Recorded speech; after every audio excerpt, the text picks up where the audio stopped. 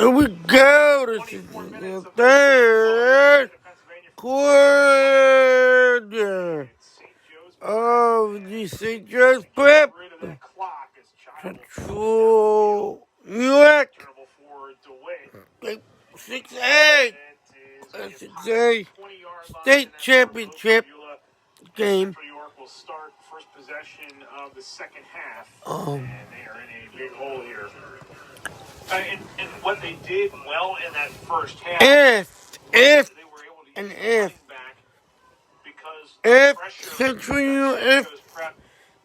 York does not score here, constantly pushing and St. Joe's Prep throws, the mercy rule will then be in effect. Banged up in the first half. He's been sliding it up a couple times. Will uncork one over the middle, and Fontes can't hit. As you guys can see right now, score is St. Joe's Prep 38, Central York 7.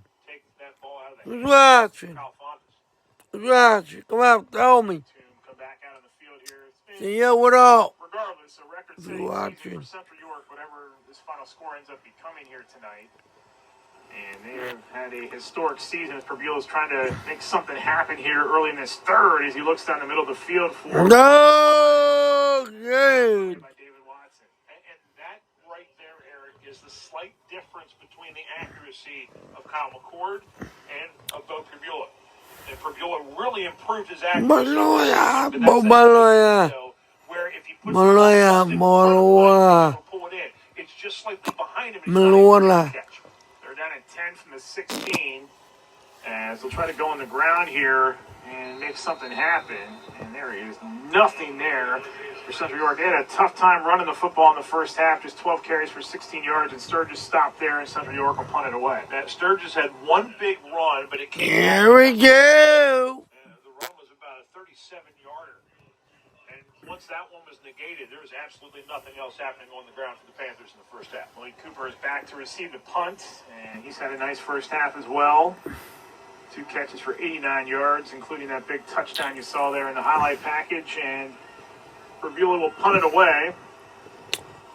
It's a wobbly snap, but Purbulo gets away a decent punt, and Cooper will field it in Central York territory.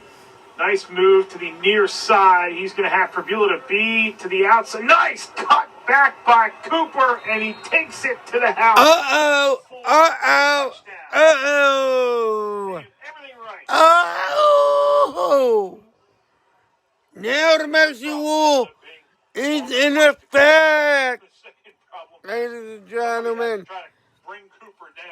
What that means is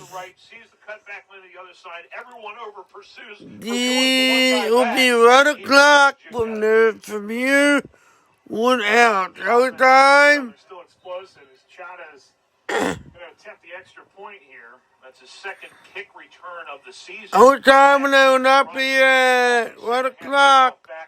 Overtime stop. The clock will stop for touchdowns, turnovers, first downs, and injuries. Good. So our score 45-7 as St. Joe's Prep. From here on out to 1 o'clock. Coverage of the PIAA Class 6A championship game on the NFHS Network. NFHSnetwork.com/PIAA is your destination for the most comprehensive coverage of Pennsylvania high school playoff action. Great job by St. Joe's Prep in this one. Cooper, we saw him play quarterback last season, and it kind of, in a way, negated his athletic ability because he had to focus so much on playing that position and guiding this offense and just getting the ball in the playmaker's hands. They didn't run a lot with him, and now we're seeing him on display here. And what a special talent. I think you're seeing that Kyle McCord, Marvin Harrison Jr., you had these big names anyways. And that means sometimes there's going to be hidden gems elsewhere that get a little bit overlooked that may not get that big school look, but go to one of those smaller schools and ends up being a pivotal player. I think Malik Cooper, the fit at Temple, might be perfect for him to really make some noise at that level. It's going to be tough to think otherwise. They can certainly use a playmaker. get to stay close to home, play some quality Division I football. Yeah, I think all of that really helps in the fact that he's staying close to home and the fact that he's going to a program that I think will maximize his athleticism and really find a way to allow him to shine. What's up, Michael? And he puts My this buddy, one what's up? returnable for DeWitt. DeWitt will get it across the 10. What's up, Joe? It's just leveled as he gets across the 10.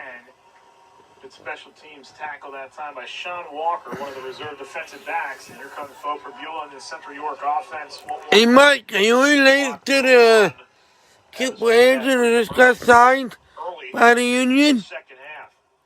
Now, Central York's done this to almost every opponent they've played this season, and they get a little bit of a taste of their own medicine here in this one. There's Hey, Big Joe. on that other sideline compared to how good Central York has been this season, and Tome will get dropped right after he catches that. We're going to see some of the backups start working their way in here for St. Joe's at some point. We know Tim Roken likes to get his second team some action during these games as well. And you look at the Central York team, this is a senior-laden group. I mean, Yeah, I'm not going. I'm going to. offensive side, the guys who are starting in this game. I'm not going to stop. I'm just going to do all from. seniors outside of Well, Purdue. I'm Obviously, doing it Hines, from here on out. What's sophomore, up, gets Brent? some And wide you receiver, take but pretty much it, all seniors otherwise. Benjamin. Turns upfield, and he barely gets to the So, original line that time. That was a 3-0. so I will do the. I'm not going to do the quarters. I'll do it. Even if you Do look I'm not at going the to stop. offensive line, Do the fourth where quarter. They have Danny Pham, who started. I'll just do the from here on out. This way. Guy who's seen some time. Guys, you guys can let me know to what's tonight.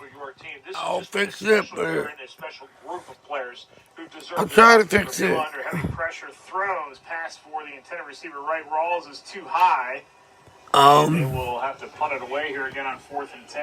I don't know if there's been a play or a series in maybe the last 5 or 6 that they've run that Nick Yagadich hasn't been tackling Bo Perbula either for a sack or pressuring him where he has to throw the ball early. He is beating his man consistently and getting pressure almost every time that Central York has the football. Perbula will punt this away from his own end zone as Malik Cooper is back to receive again, standing in Central York territory.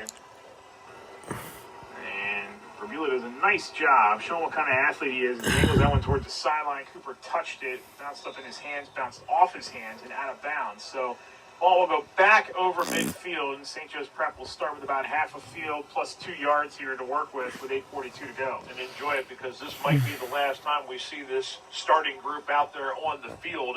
But I'm sure Tim Roken wanted to give them at least one series here in the second half to go out there and get some more plays. The punt return from Cooper for a touchdown sort of sped things up as far as the clock situation is concerned, but McCord get one more chance to put some stats on the board. Cooper is wide to the bottom of your screen, and Harrison at the top. That is Higgins in motion. Little pop pass to Higgins. Turns upfield, found the room, and then gets tackled by Luckenball as he gets across the 50 into Central York territory at the 47. And that stuff goes down as Because that's 11 o'clock, so because of dropping the ball in front of him. actually, I think it's actually better though that this way. It's 11 o'clock. It's actually faster. Well, a running play would be just statistically a pass. McCord needed 275 tonight to become the all-time single-season yards per game leader as that pass knocked down by Trenton Dunnick at the line of scrimmage, and that will bring up 3rd down and 5. And Dunnick's a guy who really a great separation he has at the line of scrimmage with his hands, and that time was able to elevate and knock that ball down. Great play by the junior. He's one of the guys who is coming back next year. Clock already down to 7.5 to go here in the 3rd. Jeremiah Trotter Jr. The sideline. is not playing tonight. They run it like a college. He has a hurt Small wrist, college, they said. and these Division I talents So I don't know. are putting their He said it was last week. further up that Oh, line. I know he did break his arm last year. I don't know if that is like the same injury or That is Hand. That team likes to throw. Higgins is a guy who I gotta will get fit guys in to with wait. very fleet receivers that they have at that university. Could argue that he's on a better team right now, though. Kyle McCord will throw it here on first down. Backpedals, lobs one. Nice catch by Cooper at the 30-yard line, stretching past Luckenball and pulling that in with one hand. Beautiful catch, and it was good coverage from Cole Luckenball. He was right with him the entire time, but the ball delivered exactly where it needs to be for a catch to be made. What McCord does is he puts the ball in a place where his receiver can make a play, and then he trusts them to do that, and it's away from the receiver. It's just how accurate this guy is. McCord out of the shotgun on 2nd and 1. And the machine keeps on rolling. He flings it, intended for Cooper again. Sails past him. That'll bring up 3rd down and 1 with 6:05 to play. Shaking his hand afterwards, because I think when he threw that ball, he ended up hitting the helmet of one of the pass rushers for Central York. It seemed like they got a little bit of pressure from Aaron Brown. Team Picarillo is in the lineup here along with Cade Rooney, the two tight ends. They'll line up on the bottom part of your screen there as McCord in the shotgun on 3rd and 1. We'll give to House. House picking his way, and he gets popped at the 30. We've not heard from Carter Glassmeyer very often in this game, but that time he makes his presence felt. Excellent job filling the hole and stopping him shy of the first down. St. Joe's Prep will Field goal. try the field goal here. This is going to be a 47-yard attempt for Chata. And Chata's got the leg. He was actually trying to kick from 55 during the halftime break and was coming up just short. Late substitution in there for Central York to bring Logan Becker out. Cooper will hold this. Josiah Trotter in there as a protector. Chata's got the leg. We've seen that on kickoffs. We've seen it on field goal tries. It's a clean snap, a clean hold. Look at this thing. It's good. Chata will clear that crossbar by about 15 yards.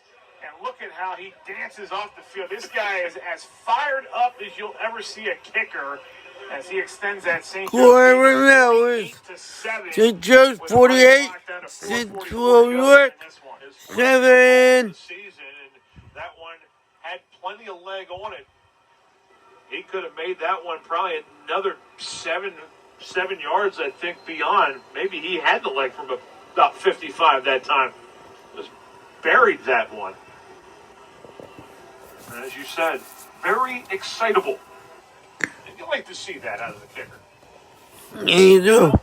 Not enough teams will stress special teams. They obviously do here at St. Joe's. He's been a starter for 3 years at that position. Look, you have to be able to celebrate as a kicker, because how often do you see one of them come in an end-of-game situation and have to make that big kick?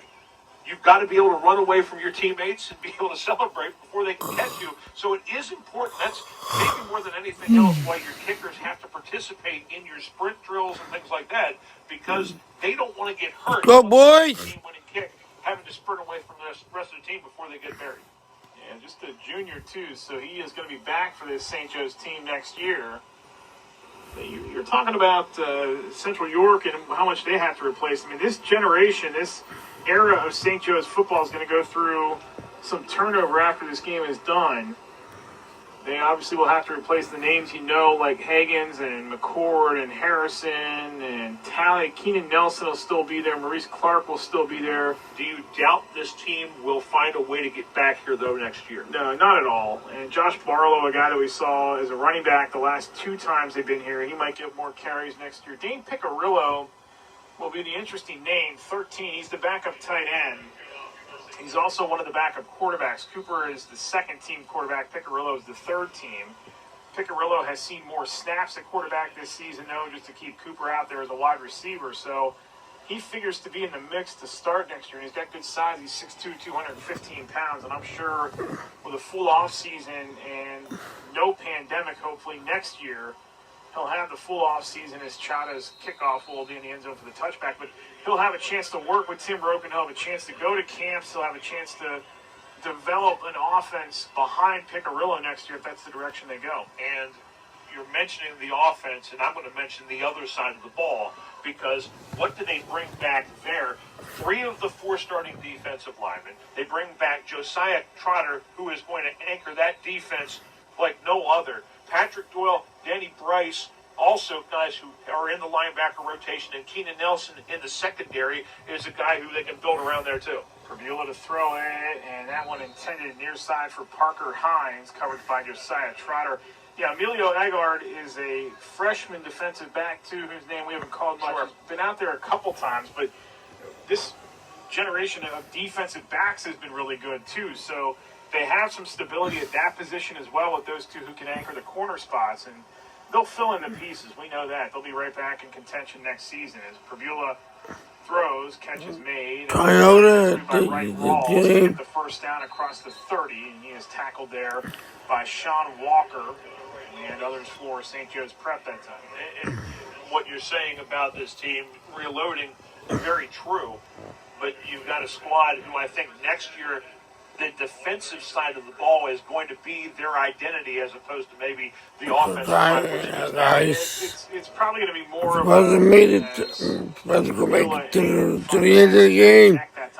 It's going to be more of a transitional year until they can get some younger guys to become the next generation. And so he's going to certainly groom some people next year. Don't be surprised if they even start a young quarterback next year, too, just to have a guy that they can work 2-3 years with. That seems to be Roken's philosophy. He likes to work with all these guys as Hines makes the catch and he gets stuck right at the 35-yard line. Now, here's the other question I'm going to ask you here, too. How long does Tim Roken stay at St. Joe's Prep before maybe getting an opportunity at the next level, up the college level? Because it's pretty clear he's been able to develop top-end talent with this group. That gets noticed very quickly. Yeah, and that's an interesting question because we've seen Gabe Infante move on. We've seen other coaches at programs like Archbishop Boyd get the college opportunities. He has to want to first. That's the key. I think he seems pretty grounded where he is. Now, obviously, that could change as Purbuella airs it out and Tome just trying to get a paw on it. Sean Walker was the guy covering that time. There's a late flag thrown from the secondary. Pass interference. And Tome was running that deep corner route. It looked like he had an angle on that one, and Walker came in and bumped him off of that route. And when the ball's in the air, that's a no-no. So it is a 15-yard penalty and a first down. And just to go back to your point with Roken, you know, he's a guy that traveled all over the country running the All-Star games and these showcases. So he is a guy who knows how to get around, and I mean that from a coaching standpoint. He knows where to go for the talent and what to run. So, yeah, certainly you would think that it's going to come up at some point, and it's a program. This isn't like jumping from a AA school to the college level. He's going from a college preparatory program. As that one is intercepted. Great job by Noah Click. Stayed at home and read that. Noah Click. And that is the second pick thrown tonight by Purbuella, and St. Joe's Prep will take over with 1:55 to go. He just did not go anywhere, got off the block of Kane and stayed at home to pick that off.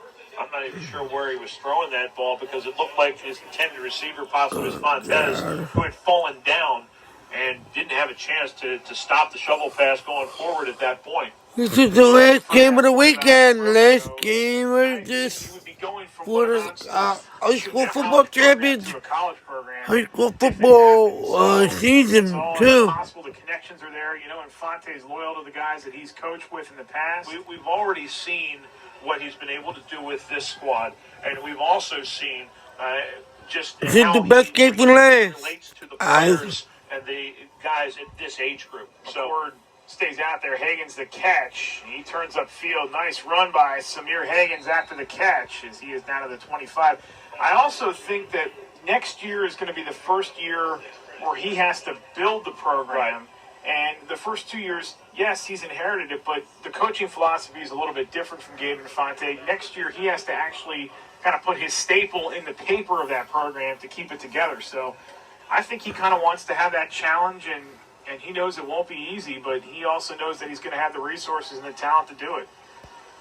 First and 10 for St. Joe's now at the Central York 25 as McCord will throw it again, and it's caught by Clark. Dances around. Nice job down the sideline to get around Pena, and he will take that down to the 13-yard line. I have a feeling that they're trying to set up one more opportunity for another touchdown pass from McCord. Will we see them try to free up Harrison one more time as well and have that connection be able to end on three of them? Play clock's down to 14. They will have to run one more play here in the third quarter. And he'll fake the house, little screen. Cade Rooney, the tight end, well set up down the field to block. And Cade Rooney will get the touchdown for St. Joe's. The Seconds to go passenger in the quarter. Correct me if I'm wrong, that's his first reception of the year. It is, and they brought him in specifically for that play. They had that one set up, convoy of blockers. And that's not one you're going to see on film coming in, no matter how many games you've seen this year for St. Joe's Prep, because they haven't thrown him the football. But Cade Rooney, the senior tight end, gets an opportunity for a catch, and the reward is an end zone appearance. Shot and try to point after again. This has just been a treat to watch. If you like quality programs and like to see these score right now. Central Prep 55. Central York 7. St. Joe's Prep is in front with 8 seconds to go here in the third. 3-play drive, 39 yards a minute, 40 That's what I like the most. Like, taken off. now it's the 1 o'clock. The rest of the game. That long is because it's a running clock at this point.